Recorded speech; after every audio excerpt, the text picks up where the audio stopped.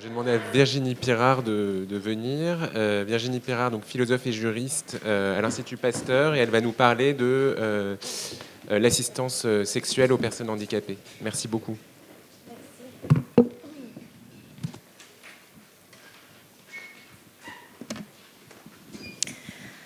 Alors, bonjour à tous. Je suis très heureuse d'être ici. Ça me rappelle mes jeunes années d'étudiante en philosophie. Le côté atelier où on pense tous ensemble, c'est toujours très fructueux. Et je remercie les organisateurs de m'avoir conviée. D'une certaine manière, je vais vous parler de quelque chose de tout à fait différent que ce qu'on a entendu dans la présentation de Fabrice Weissman, et d'une autre manière, pas du tout, en fait. Il y a un lien, et ce lien, c'est ce qui nous fait passer des principes à l'action. Et selon les lieux où nous formalisons notre réflexion éthique, eh bien, nous pouvons, à partir des mêmes présupposés, des mêmes réflexions, de la même analyse, totalement diverger sur les conséquences à donner à nos considérations. Et donc c'est à cet exercice-là que je voudrais vous convier via l'évocation de la jurisprudence du Comité national d'éthique en France et de son équivalent en Belgique sur la question de l'assistance sexuelle aux personnes handicapées. Alors, je dois absolument poser deux précautions oratoires.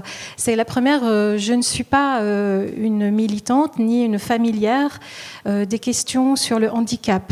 Je m'y intéresse en tant que citoyenne, bien évidemment, mais je n'ai pas bâti une expertise spécifique dans ce domaine. Néanmoins, j'ai souhaité aborder ces questions à partir de mon expérience en tant que membre du comité consultatif de bioéthique en Belgique. Je suis belge, je vis en France depuis une dizaine d'années, mais je participe en tant que membre à ce comité national. Et c'est donc par ce biais-là que je me suis intéressée à la question de l'assistance sexuelle aux personnes handicapées.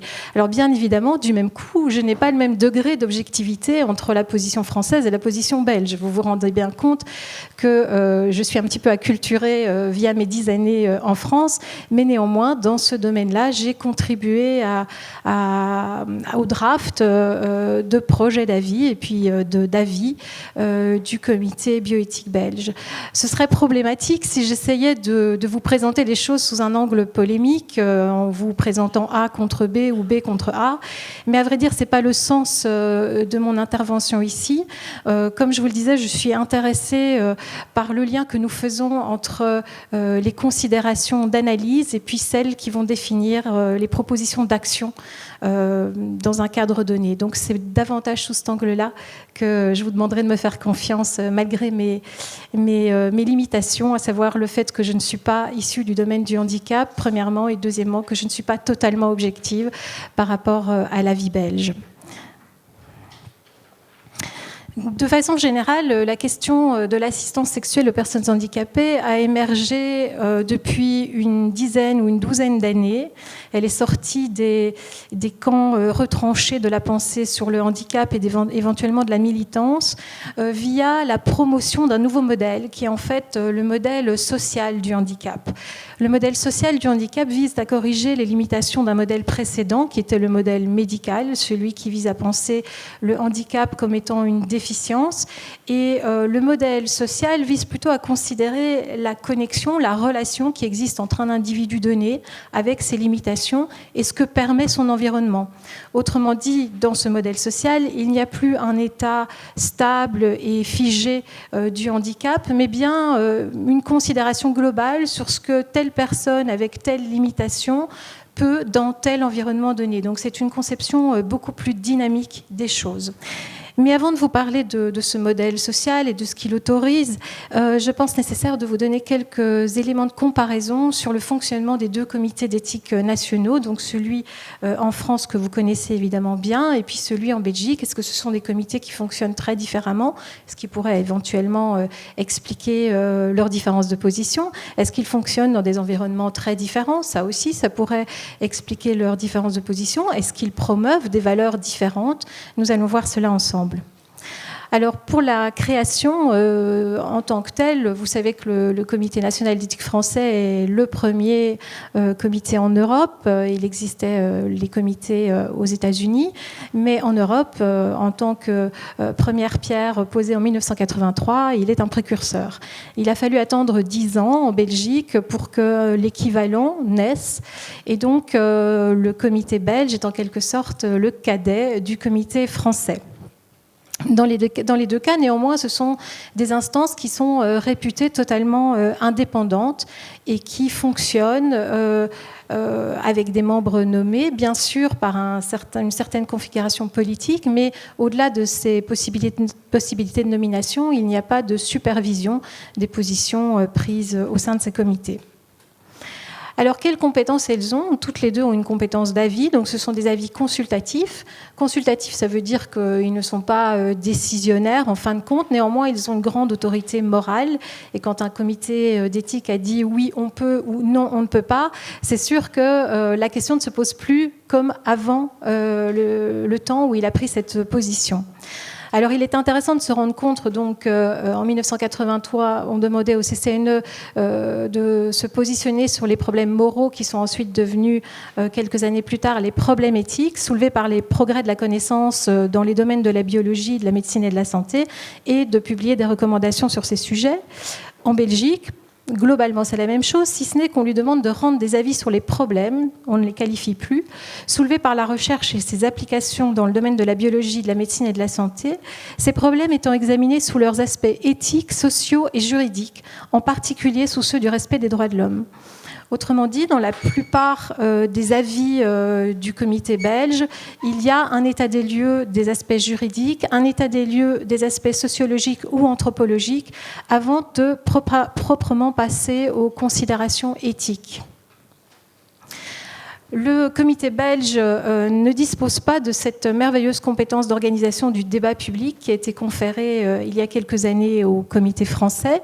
Et donc, sa mission est davantage une mission, compétence d'information, d'animation du débat, mais dans une mesure qui n'est absolument pas équivalente et qui est beaucoup plus modeste à celle que l'on a pu voir en France, notamment à l'occasion des États généraux de la bioéthique. Donc, de ce point de vue-là, l'activité est beaucoup plus modeste et ses répercussions, parfois, ne percolent pas de la même façon qu'en France. Il y a moins d'écho médiatique quant à ces décisions. Pour ce qui concerne les nominations, il y a une différence assez importante. En France, le président est nommé pour un mandat de 2 ans par le président de la République. En Belgique, en fait, il n'y a pas ce genre de nomination. Il y a un bureau de direction qui est élu au sein du comité et 4 membres sont élus au sein de ce bureau. Ils représentent évidemment des composantes sociologiques différentes, laïques, catholiques ou croyantes, gauche ou droite, femmes, hommes, néerlandophones et francophones. Donc c'est une quadripartite en termes de représentativité et chacun exerce une année durant la présidence du comité. Donc il y a un bureau de direction et non pas un président. Pour le reste, globalement, le nombre de membres est quasiment le même, 39 en France, 43 en Belgique, dont 8 avec voix consultative. Et globalement également, ils sont nommés selon les mêmes procédures et selon les mêmes répartitions dans les 2 pays. Le mandat en Belgique est renouvelable, il est de 4 ans, le mandat en France n'est renouvelable qu'une fois. Donc, outre cette gouvernance, ces modalités de gouvernance qui sont donc plus présidentielles en France et moins présidentielles en Belgique, les saisines peuvent être faites par les mêmes acteurs, donc bien sûr le Parlement, bien sûr les membres du gouvernement, bien sûr les membres d'établissements, les établissements d'enseignement supérieur, les établissements publics, les institutions de recherche. Et dans les 2 cas, il y a une faculté d'autosaisine qui s'effectue en général après des contacts avec la société civile, c'est-à-dire que des parties prenantes à un débat qui ne disposent pas de la capacité de saisir directement le comité introduisent ces questions auprès de certains membres qui ensuite peuvent les relayer via le principe de l'autosaisine.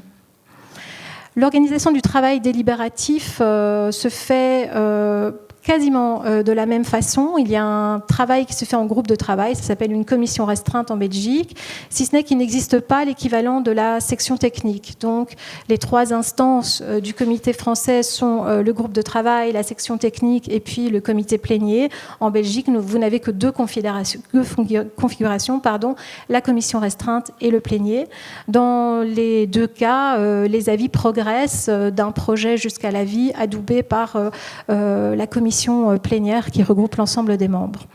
Et bien sûr, parce que le comité belge a 10 ans de moins que son homologue français, le nombre d'avis rendus est assez différent, 129 en France, 74 pour ce qui concerne la Belgique. Donc globalement, c'est un fonctionnement similaire, sauf pour ce qui concerne la gouvernance du comité, l'organisation des états généraux au moins tous les 5 ans en France et le fait, ça c'est un point important sur lequel je termine cette petite présentation, que les avis français ont tendance à être des avis majoritaires. Il y a la possibilité toujours d'écrire une opinion contraire à un avis, mais la logique est une logique majoritaire.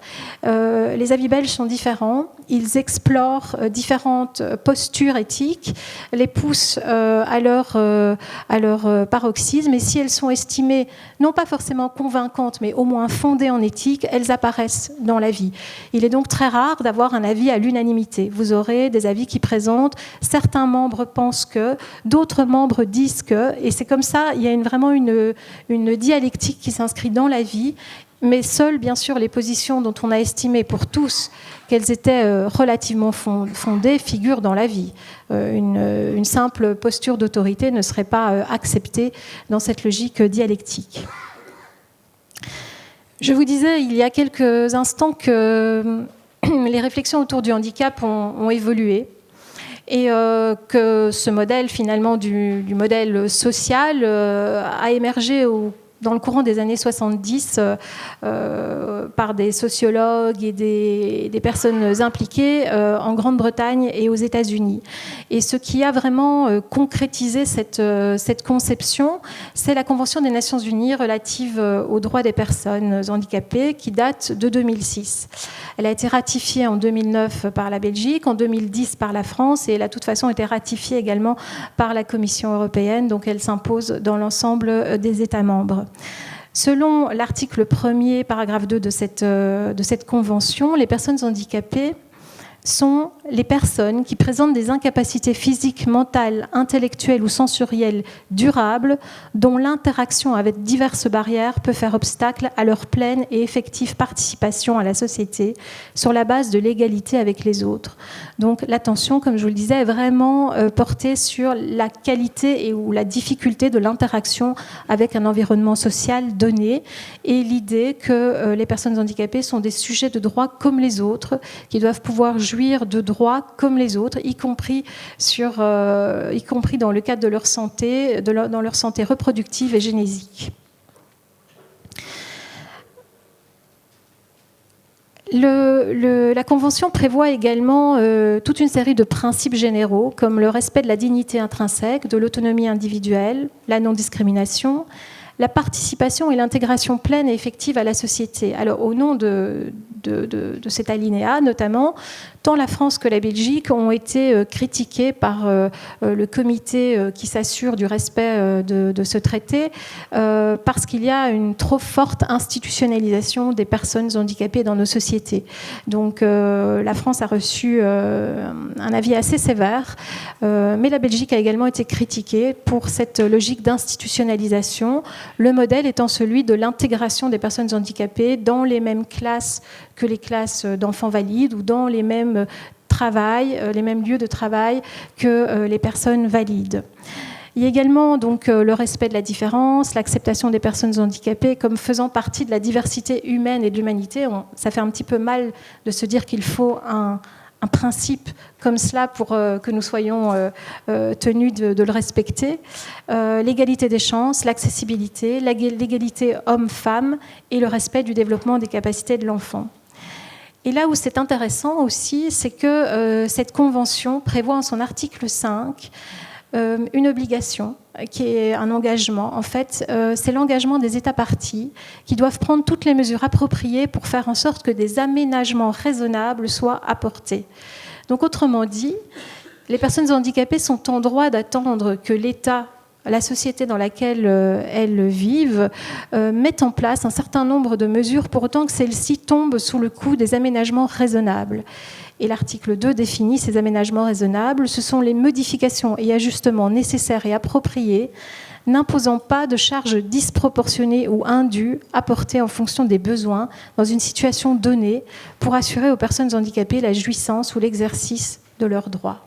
Donc on voit bien que ce concept d'aménagement raisonnable va pouvoir évidemment faire l'objet d'actions en justice, notamment dans le milieu du travail, où une personne qui vivrait des contraintes liées à son handicap peut demander à son employeur, dans une certaine mesure, de mettre en place des aménagements pour qu'elle puisse continuer à travailler dans ce milieu-là.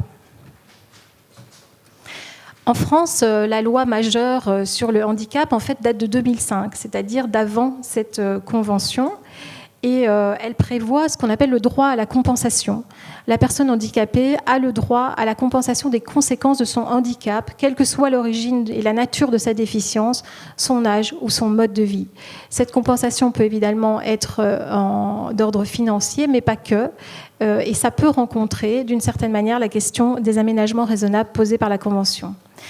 Alors, comme je le disais, la France a été étrillée assez durement. En octobre 2017, Catalina Devandas, qui est la rapporteure spéciale des Nations Unies sur le droit des personnes handicapées, concluait que la France devait repenser sa politique du handicap pour construire une société véritablement inclusive. Et elle pointait le fait que cette loi de 2005 n'était pas pleinement conforme à la Convention, notamment parce qu'elle ne reconnaissait pas le droit à des aménagements raisonnables. Donc je ne suis pas du tout en mesure de rentrer dans une discussion critique et technique des cas de jurisprudence dans un sens ou dans un autre à ce sujet, mais voilà ce qui a été en tout cas évalué par la rapporteuse des Nations Unies. Le cadre législatif belge, il est très complexe, car comme vous le savez, la Belgique est un État fédéral, c'est-à-dire que plusieurs entités au sein d'un État peuvent avoir une compétence liée à la question du handicap. Et c'est bien le cas en Belgique, donc je vous fais grâce des multiples textes législatifs qui sont à l'œuvre concernant les questions du handicap, que ça concerne la question des allocations, la question de l'invalidité, la question des soins donnés aux enfants, etc., etc. Mais comme je vous le disais, la Belgique aussi a fait l'objet de remarques critiques sur le degré d'institutionnalisation des personnes handicapées. Maintenant que nous avons en quelque sorte dressé les éléments liminaires de notre réflexion, je vous propose d'avancer dans la présentation des deux positions, donc françaises et belges, sur la question de l'assistance sexuelle. Le CCNE a rendu un avis en 2012, en octobre 2012, qui s'appelait « Vie affective et sexuelle des personnes handicapées, la question de l'assistance sexuelle ». Cet avis fait une quinzaine de pages et c'est l'avis 118. Le comité belge a rendu un avis plus tard. Ça a son importance parce que, bien sûr, il a étudié l'avis français et qu'il a aussi souhaité à certains moments s'en départir. Et donc, on ne sait pas non plus ce qu'il aurait décidé s'il avait été le premier sur la balle. L'avis 74, donc du 13 novembre 2017, a été rendu et s'appelle « L'avis relatif à l'assistance sexuelle aux personnes handicapées » et il fait 47 pages. Dans les deux cas, la saisine est politique, c'est-à-dire qu'en France, c'est Madame Bachelot, ministre des Solidarités et de la Cohésion sociale, qui a saisi le comité. Et en Belgique, c'est le secrétaire d'État aux affaires sociales, aux familles et aux personnes handicapées, un secrétariat d'État qui dépendait à l'époque du ministère de la Santé publique.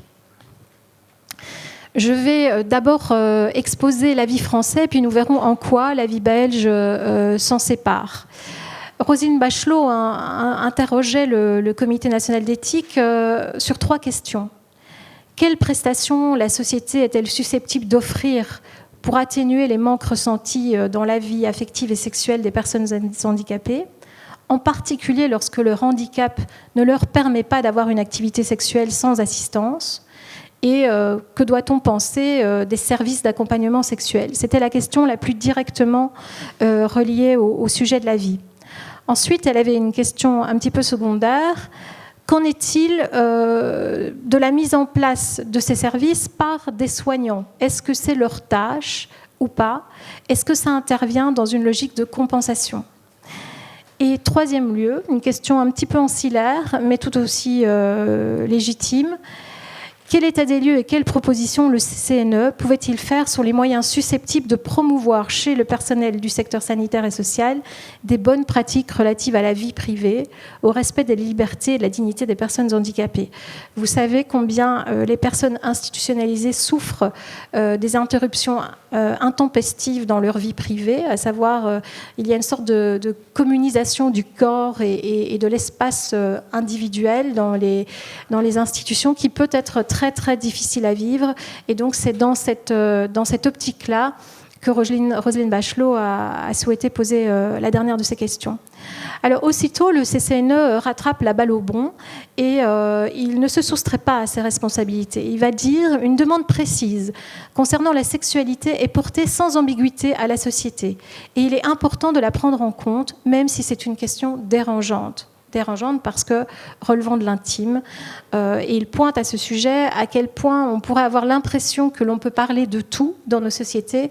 Et dans les faits, la sexualité des personnes handicapées reste une question qui dérange, qui frise l'ordre du tabou. Il va également s'assurer qu'il est bien dans le champ de ses missions. Après tout, est-ce que cette question concerne l'évolution des sciences et les répercussions sur la société ? Il va formuler sa réponse comme suit. Les questions posées par la saisine mettent en jeu le statut du corps humain, l'utilisation du corps d'autrui comme la patrimonialité. En cela, le CCNE est bien dans le cadre de ses missions. Il va ensuite avoir un considérant que je vais vous demander de garder en tête parce qu'il est, à mon avis, un premier milestone dans l'élaboration de sa position. Et il va émettre une considération qui, de mon point de vue, donc pas totalement objectif, est un petit peu surprenante. Il va dire « L'attention toute particulière aux souffrances des personnes dépendantes du fait d'un handicap interroge l'éthique sous différents angles. L'État est confronté aux questions de l'éthique déontologique, des droits et du respect des lois, mais aussi à celle de l'éthique utilitariste, qui, visant le plus grand bien pour le plus grand nombre de personnes, l'oblige à faire des choix.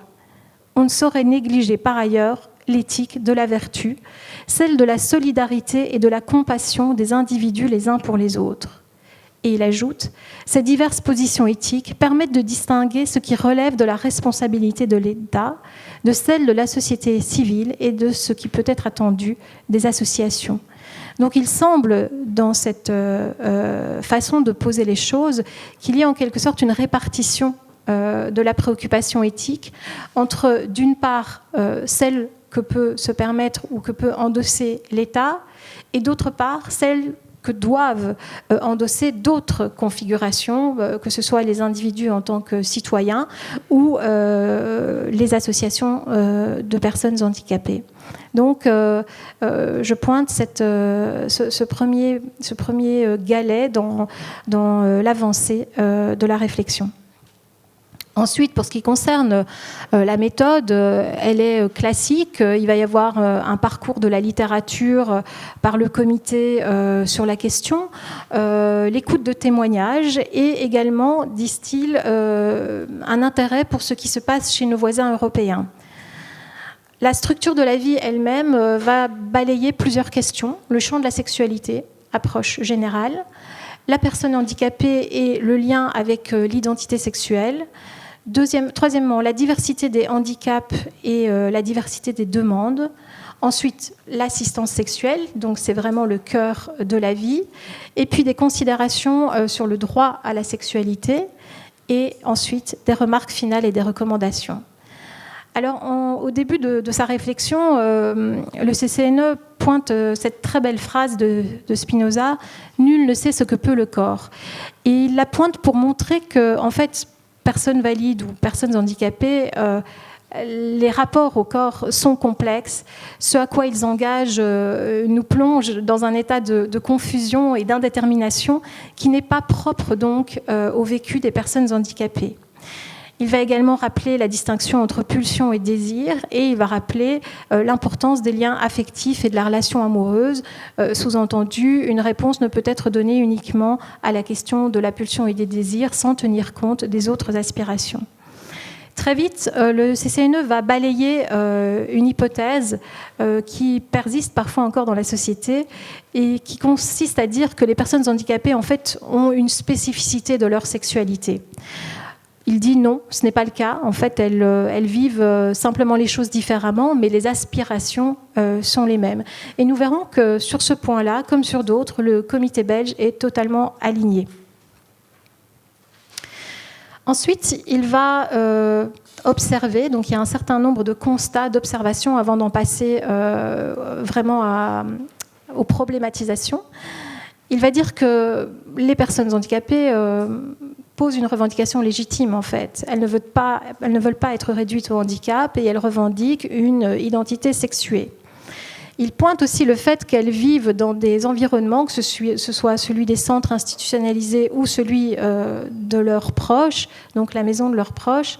Elles vivent une situation tout à fait particulière, à savoir qu'elles sont l'objet de soins jusque tardivement dans leur vie d'adulte, et que le fait d'être l'objet de soins constants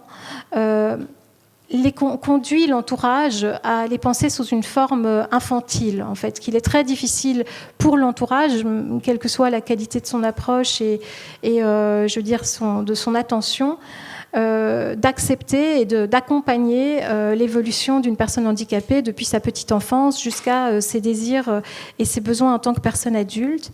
Et en plus de ça, le dévoilement quotidien de leur intimité dans le cadre des soins conduit à développer un rapport au corps qui n'est pas un rapport neutre. Et là, je fais une toute petite... j'ouvre la parenthèse parce que c'est également un constat qui a été fait par le comité belge. Nous avons entendu des témoignages et certains de ces témoignages relayent que certaines personnes ne sont jamais touchées autrement qu'avec des gants ou qu'elles ne sont jamais touchées autrement que dans le cadre d'une toilette. Ce qui donc conduit à des vécus corporels et sensoriels d'un type tout à fait particulier, dont on peut aussi imaginer qu'ils puissent à certains moments constituer un problème. Et le CCNE va dire qu'il y a même une carence éducative qui ne permet pas un apprentissage de ce qu'il est acceptable pour ces personnes de montrer ou d'exprimer dans le respect des autres, et que ça peut donc entraîner des comportements compliqués. Le CCNE va dire que les parents doivent être accompagnés pour réaliser que certaines limites sont atteintes, que des auxiliaires de vie doivent intervenir en leur lieu et place dans les soins de toilette, par exemple. Ces relais permettent d'éviter les situations extrêmes où nul dans le cercle familial n'est plus là où il devrait être et où la dignité des personnes impliquées, que ce soit les parents ou les personnes elles-mêmes, pourrait n'être plus respectée. Il dit également que ces questions se déclinent un petit peu différemment en fonction du type de handicap. Néanmoins, son avis porte à la fois sur les personnes qui présentent un handicap physique, par exemple un handicap moteur très important, et les personnes atteintes de handicap mental, même s'il va avoir une approche un petit peu allégée, pourrait-on dire, de ce qu'il considère nécessaire pour le handicap mental par rapport à ce qu'il considère faisable pour le handicap physique. Dans son avis, il ne traite pas, par contre, de pathologies psychiatriques spécifiques ou des plaintes qui émanent des personnes âgées dans les institutions. Alors, il va ensuite travailler sur la notion d'assistance sexuelle en utilisant parfois le terme accompagnement, en utilisant parfois le terme aide, en utilisant parfois le terme assistance, sans jamais vraiment définir ces termes. Donc, on est obligé de lire précautionneusement ces considérants sur la question pour savoir quelle différence il fait entre ces éléments-là.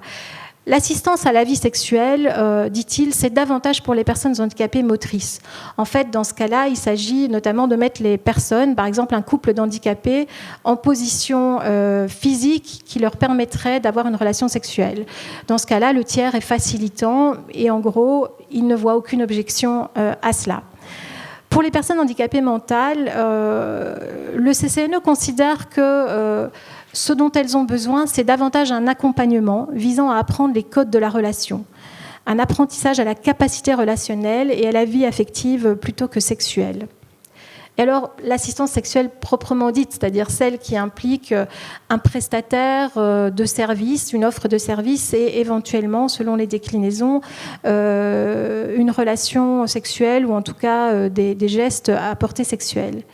Il va dire ceci: dans certains pays proches du nôtre, la question de la mise en place de l'assistance sexuelle est posée depuis plusieurs années avec pragmatisme. À un problème, une solution pratique. C'est donc ça le pragmatisme, à un problème, une solution pratique. L'assistance sexuelle tend à devenir une spécialisation, voire une partie intégrante du rôle de certains soignants dûment formés à cet effet. La prestation de l'assistance sexuelle est variable. Elle peut aller de l'assistance érotique et des caresses à la relation sexuelle. Dans certains pays, les aidants sexuels ont pendant un temps été assimilés à des prostituées. Alors, que va-t-il dire par rapport à ça ? Il va d'abord dire que les soignants doivent rester à distance, qu'il ne faut pas de mélange entre les soins et l'assistance sexuelle. Et là aussi, c'est quelque chose sur lequel le comité belge est d'accord. Ensuite, il va parler du problème des conséquences pour l'assistance sexuelle, comme pour les personnes handicapées. Le fait que l'on touche au corps, le fait que l'on s'adresse à deux êtres humains, fait qu'il va y avoir forcément une transaction dérangeante sur ce qui peut exister entre les besoins de l'un et les limites de l'autre. Il dit donc que l'accompagnement qui embrasse des aspects relationnels de réciprocité et de gratuité, c'est acceptable. Mais l'aide ou l'assistance sexuelle renvoie davantage à une réponse mécanique. Et cela, c'est à la fois blessant pour la personne handicapée et possiblement une atteinte à la dignité de la personne qui est l'assistance sexuelle. Ensuite, il va dire que l'assistance sexuelle, c'est l'équivalent de la prostitution. Il dit oui, les associations qui demandent la mise en place d'aidants sexuels récusent cette assimilation, mais, et là je cite, « il n'en reste pas moins que la reconnaissance d'une assistance sexuelle professionnalisée, reconnue et rémunérée, nécessiterait un aménagement de la législation prohibant le proxénétisme. » Donc c'est de la prostitution parce que l'entourage facilitant sera perçu par les catégories du droit actuel comme des proxénètes. Et puis, comment ne pas évoquer cette éventualité, sachant que dans certains pays, c'est effectivement à des prostituées que l'on a parfois recours à cette aide sexuelle. Alors c'est intéressant comme raisonnement, et je vous propose d'y réfléchir un instant, parce que la prostitution en elle-même n'est pas définie à partir du type de relation qui existe entre l'assistant sexuel et la personne handicapée. C'est pas ça que dit le CCNE. Il ne se base pas sur une analyse de la relation qui peut exister, ou de la transaction, ou de la prestation, ou de l'offre, enfin, de ce qui va se passer entre la personne handicapée et l'assistant sexuel. Il va se baser sur des indices, en fait. Il va faire une analyse par indice et contiguïté. Puisque les personnes qui se prêtent à ce genre de prestations sont souvent d'anciens prostitués, ça renvoie à quelque chose de l'ordre de la prostitution. Et puisque les gens qui sont autour et qui pourraient faciliter cette relation d'un type particulier seraient forcément pensés comme des proxénètes, nous sommes donc dans le domaine de la prostitution. Deuxième milestone, je vous demande de garder ça en tête, tout comme le rôle de l'État d'une part. Deuxièmement, le fait de penser la situation sous la catégorie de la prostitution en recourant à ce raisonnement qui est donc un raisonnement par contiguïté et qui n'est pas basé sur la nature même de la relation. Alors, par rapport au droit à la compensation, le CCNE va émettre une réflexion qui est un petit peu étonnante également. Il va dire s'il existe de fait des droits liés à la sexualité, pour autant, on ne peut en déduire que la situation sexuelle spécifique des personnes handicapées doit être indemnisée par l'État, comme si ce dernier était à l'origine du préjudice. C'est bien au seul plan de la solidarité et au nom des principes éthiques que la question se pose. Là aussi, techniquement, on peut se poser, on peut s'interroger sur la légitimité d'une telle assertion, non pas sur le fond, mais parce qu'elle montre une confusion entre, d'une part, le droit à la compensation tel qu'il existe dans la loi de 2005 ou le droit aux aménagements raisonnables tel qu'ils existent dans la Convention de l'ONU, et la question de l'indemnisation qui effectivement suppose qu'il y ait un dommage, une cause et un lien qui montre la responsabilité d'un individu vis-à-vis d'un dommage. Bien sûr, l'État ne peut pas être considéré comme à la source du préjudice vécu du fait de son handicap par la personne handicapée, mais le droit à la compensation n'est pas le droit à l'indemnisation. Or, dans son exposé, le CCNE effectue ce parallèle et cette réduction. Et puis il va dire que c'est difficile pour tout le monde. Force est de constater que de nombreuses personnes, hors tout handicap, ont des difficultés dans leur vie affective et sexuelle et que cela n'ouvre aucun devoir de la part de la société vis-à-vis d'elles. Il va dire également, quand bien même l'État ferait son devoir et tout son devoir, cela n'empêchera pas les personnes handicapées et leurs familles de continuer à vivre souvent dans l'isolement et une misère sociale et personnelle très grande. Il s'agit bien là d'un problème éthique. La place des personnes handicapées dans la société, y compris dans le sujet qui est le nôtre, est d'abord une question de sollicitude, d'aide, de facilitation, de bienveillance apportée par chacun, et cela ne saurait évidemment s'épuiser dans un devoir de l'État. Il conclut, ce qui revient dans l'escarcelle de l'État, c'est de doter les personnes handicapées de moyens financiers suffisants, de développer l'accessibilité des lieux publics et des lieux d'hébergement, et d'avoir un souci de formation des professionnels. Par contre, pour le reste, c'est une affaire collective dont chacun porte la responsabilité.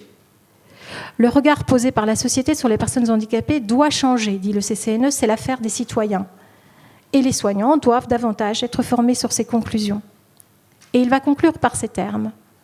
En conséquence, en matière de sexualité des personnes handicapées, le CCNE ne peut discerner quelques devoirs et obligations de la part de la collectivité ou des individus, en dehors de la facilitation des rencontres et de la vie sociale. On en revient à ces questions d'accessibilité des lieux publics. Facilitation bien détaillée dans la loi de 2005. Il semble difficile d'admettre que l'aide sexuelle relève d'un droit-créance, assuré comme une obligation de la part de la société, et qu'elle dépende d'autres initiatives qu'individuelles. En gros, tout en reconnaissant la pertinence de la demande, le lien avec des vécus tout à fait honorables, légitimes et qu'il convient de prendre en compte, le CCNE ne va pas proposer d'action parce que, dit-il, ce n'est pas du ressort de l'État, c'est du ressort de l'inter-individuel.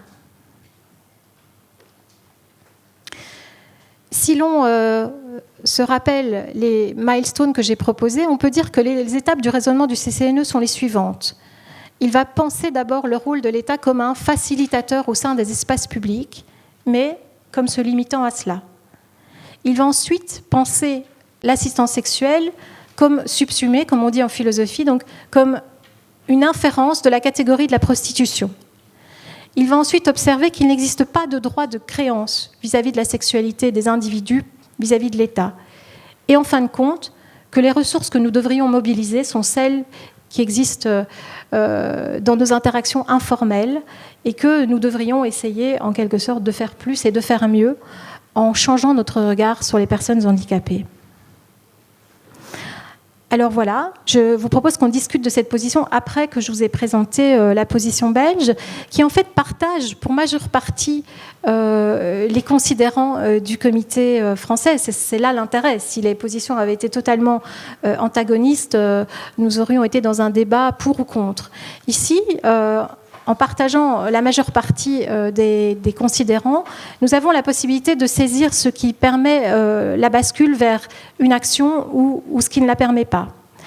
Alors tout d'abord, une précision, le cadre pénal en Belgique est similaire à celui de la France, à savoir que la prostitution n'est pas une infraction. Par contre, tout ce qui entoure la prostitution, donc le proxénétisme, l'incitation à la débauche, le fait de louer des chambres, etc., est puni également et fait partie d'un article du Code pénal, l'article 380. C'est puni légèrement moins durement qu'en France, puisque c'est un emprisonnement d'1 an à 5 ans et une amende de 500 à 25 000 euros, alors qu'en France, c'est puni à 7 ans d'emprisonnement et une amende de 150 000 euros d'amende. 150 000 euros, pardon. Mais globalement, ce sont des faits qui font partie des incriminations pénales. Le comité belge va dire la même chose concernant l'existence ou pas d'une sexualité spécifique. Les personnes handicapées ont des aspirations semblables, aussi complexes et aussi variées que les personnes valides en ce qui concerne leur vie sexuelle affective. Ce qui les singularise, c'est la très grande difficulté qu'elles éprouvent à répondre à ce besoin fondamental de la vie humaine en raison de différents facteurs. Premièrement, une autonomie motrice, réduite ou complexifiée, du fait du handicap. Deuxièmement, des contraintes organisationnelles liées à la vie en communauté. Troisièmement, des vécus corporels et psychiques spécifiques qui découlent de ce nursing qui est un élément central de leur prise en charge. Il va dire: la mobilisation du corps, sa manipulation par un ou des tiers, constitue pour certaines personnes en situation de handicap la seule situation de contact entre leur propre corps et celui d'autres personnes. Alors il va noter aussi qu'il existe toute une série de mesures d'accompagnement vis-à-vis de cela, qui permettent d'accompagner la vie affective, des slow dating dans certaines institutions, des rencontres entre centres. Il va y avoir des mesures d'aménagement des lieux afin de permettre que les personnes aient un accès à un lieu un petit peu privé, des modalités dans l'organisation aussi qui va faire qu'on n'entre pas systématiquement dans leur chambre sans frapper à tout moment, etc., etc. Et il va noter que dans la panoplie de mesures qui existent, il y en a qui impliquent un service sexuel potentiellement et d'autres pas. Celle qui implique potentiellement un service sexuel, c'est celle dont nous allons parler. Il va dissocier et distinguer ce qui relève de l'accompagnement à la prostitution, qui existe dans certaines institutions en Belgique, c'est-à-dire que l'institution elle-même, sur demande d'un résident ou d'une résidente, qui a demandé à être transportée auprès d'une prostituée, s'arrange pour permettre que la personne handicapée ait recours à la prostitution. Comme je le disais, c'est quelque chose qui s'effectue, mais qui s'effectue de façon relativement limitée. Il y a un suivi psychosocial en amont et en aval, donc il ne suffit pas que la personne demande, elle fait l'objet de débriefing et de briefing avec les psychologues et les travailleurs sociaux afin de savoir quelle est exactement son attente vis-à-vis de cette demande. Est-ce qu'elle n'investit pas trop dans ce qu'elle va recevoir? Est-ce qu'elle a bien compris le type de transaction, entre guillemets, que ça suppose? Et il y a aussi, ça peut étonner, la recherche de l'accord parental, parce que, disent les personnes qui sont sur le terrain, en fait, les personnes handicapées ont la plupart du temps le souci de n'être pas en porte-à-faux vis-à-vis de leurs parents. Je ne vous dis pas que c'est bien ou que c'est pas bien, je vous dis simplement que c'est ce qui a été relayé par certains intervenants. Et puis, aux côtés de cet accompagnement à la prostitution, il y a l'assistance sexuelle. Le comité va s'appuyer sur l'approche sociale du handicap pour dire un consensus s'est dégagé ces dernières années dans plusieurs pays, dont la Belgique, pour reconnaître la nécessité de promouvoir par l'action publique les droits sexuels des personnes handicapées. Le soutien et l'accompagnement dans ce domaine ne peut être laissé à l'initiative privée, par définition tributaire des contingences et des inégalités économiques et sociales. Voilà le premier point de bascule entre la position française et la position belge. Si on laisse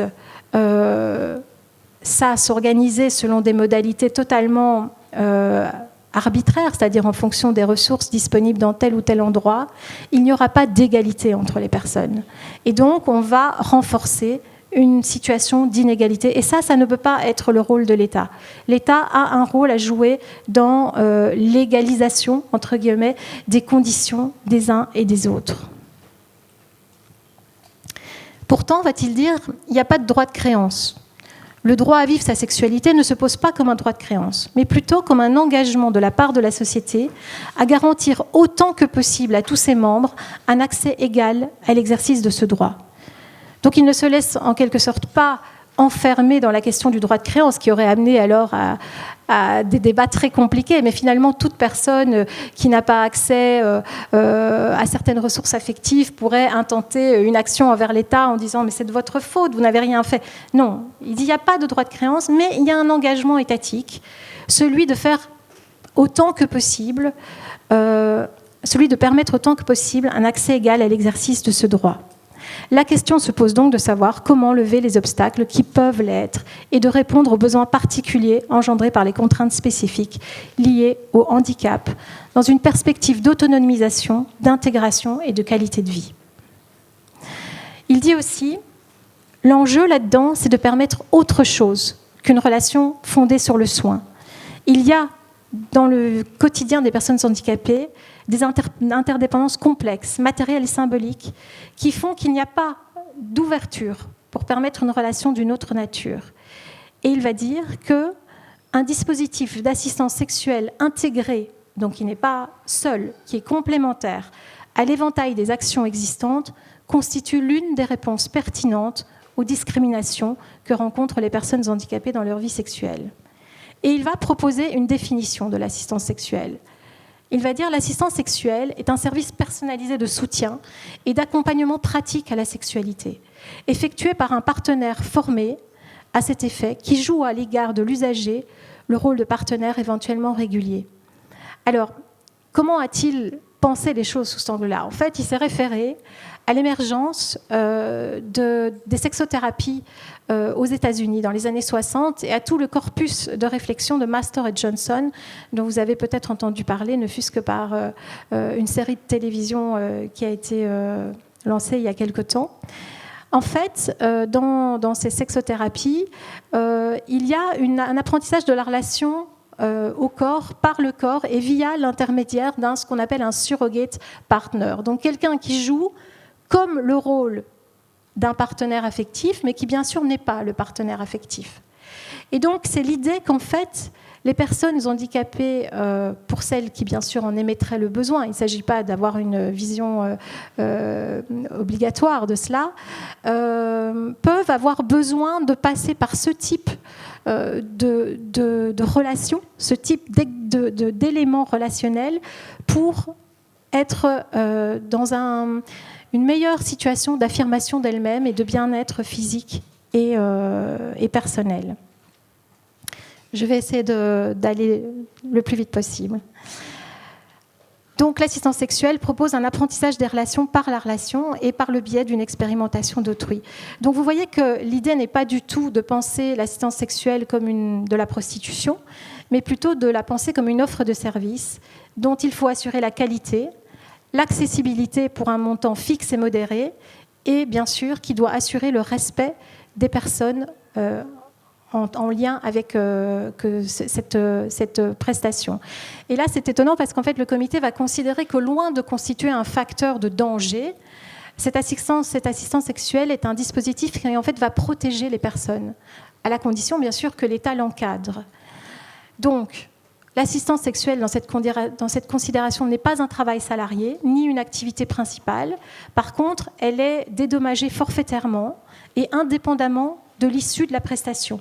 Donc il n'y a pas de gradation en fonction de la prestation. Elle est une offre de service qui s'adresse autant aux femmes qu'aux hommes. Je sais que ce point peut faire l'objet de dénonciations critiques, mais nous avons en tout cas entendu des témoignages d'usagères de ce genre de service. L'assistance sexuelle doit être rigoureusement encadrée par l'État au niveau de la sélection et de la formation des assistants, permettre une supervision et une intervision des pratiques. Et bien sûr, les assistants sexuels n'ont jamais d'obligation sur le type de prestation. Il ne s'agit pas de s'engager à chaque fois à avoir une relation sexuelle. Il y a des limites et des besoins qui, bien sûr, doivent s'articuler. Et donc, une dernière citation. L'expérience, l'acquisition de compétences et de connaissances, la conquête de l'autonomie ou encore l'estime de soi que peut procurer l'assistance sexuelle compte parmi les défenses les plus solides contre l'abus et la violence. En outre, le comité est d'avis que ce même cadre est également protecteur pour les assistants sexuels eux-mêmes, garantissant leur activité contre l'exploitation économique et sociale observée dans certaines formes de prostitution et punissable par la loi. Et donc, il va demander à ce que ce soit encadré, à ce que ce soit rémunéré, mais par contre, il va dire qu'il ne faut pas que ce soit remboursé pour que ce ne soit pas confondu avec un dispositif de soins proprement dit et soumis à prescription. Voilà, je vous remercie.